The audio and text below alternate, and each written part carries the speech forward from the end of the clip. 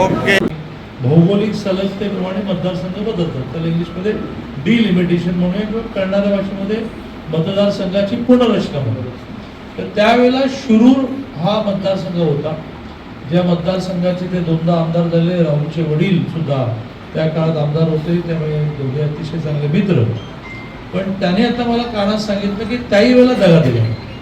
मतदारसंघाची रचना करताना दिलीप वळसे पाटलांनी अशी रचना केली की ज्यामुळे यांची सगळी प्रभावाची गावं ही सगळी तिकडे गेली आणि यांना वीक करून टाकलं.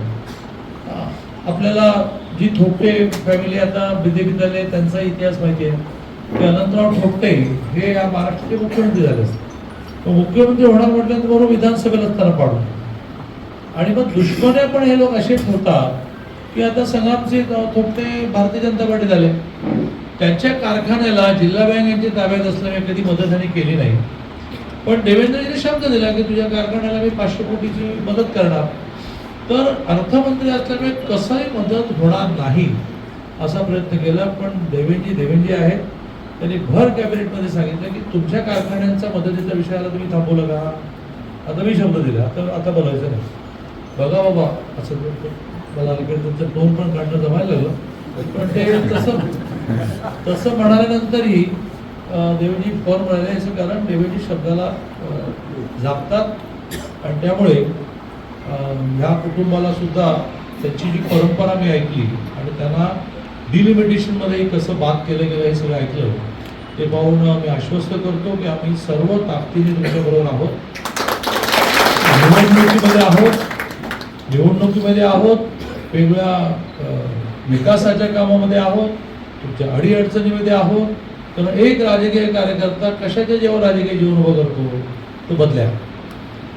मग रस्त्याची कामं, मग कोणातरी पेशंटला मदत करणं, ॲडमिशन, या सगळ्या विषयामध्ये आम्ही तुमच्याबरोबर राहू. आता येताना 2 ॲडमिशन करूनच मी शिक्षण मंत्री आहे ना. त्याचा एक ॲडमिशन करायला विद्या एरोडेकर म्हणजे सिम्बॉयसिसच्या मालकीनबाई दावोसला देवेंद्रजी पुढे गेले. तर मी SMS टाकला. नातं एकदा की त्यांनी दावोस म्हणून फोन झालं काय एक लॉचं ॲडमिशन आहे तर लगेच पाठव. मी त्यांना व्हॉट्सअपवर पाठवला. त्यानंतर 2 मिनिटात ते शिकवून नको की ॲडमिशन झालं. त्यामुळे एक राजकीय कार्यकर्ता म्हटल्यानंतर पहिलं रोजची लोकांची आरोग्याची दुखणी, मग त्यांच्या जूनमध्ये ॲडमिशन, पोरीला फी कमी पडते आहे, कुठे ट्रान्सफर आहे, कुठे चिकटवायचं आहे. पूर्वी मला चिकटवायचा शब्द काय नोकरीला लावायचं आहे. अशा सगळ्या विषयामध्ये आमची जी काय ताकद आहे त्या ताकदीने आम्ही बरोबर राहू. राहुलची फॅमिली सुद्धा काँग्रेसमध्ये होती, राष्ट्रवादीमध्ये होती.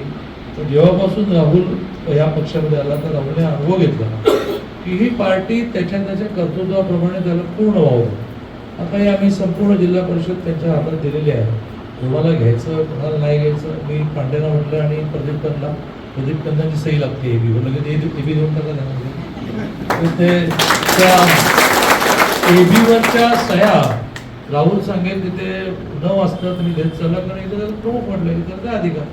पण तोही त्याला न्याय देईल अशी माझी खात्री आहे. त्यामुळे तुम्हा सगळ्या प्रवेश करणाऱ्यांना आश्वस्त करतो की ही पार्टी आपल्या कुटुंबामध्ये येणाऱ्या सदस्यांबरोबर मी ग्रामीण आहे 2200 लोकसंख्या माझ्याकडे कोल्हापूर जिल्ह्यामध्ये. मी ग्रामीण उदाहरण देतो की मुलगी ज्यावेळेला लग्न होऊन घरामध्ये येते त्यावेळेला त्या घरातल्या लोकांनी जर तिचं स्वागत नाही केलं तर मग ती त्या घरामध्ये रमत नाही.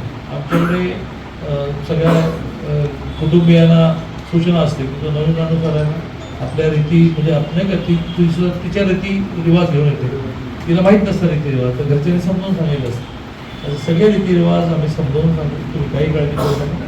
भारतीय जनता पार्टीचा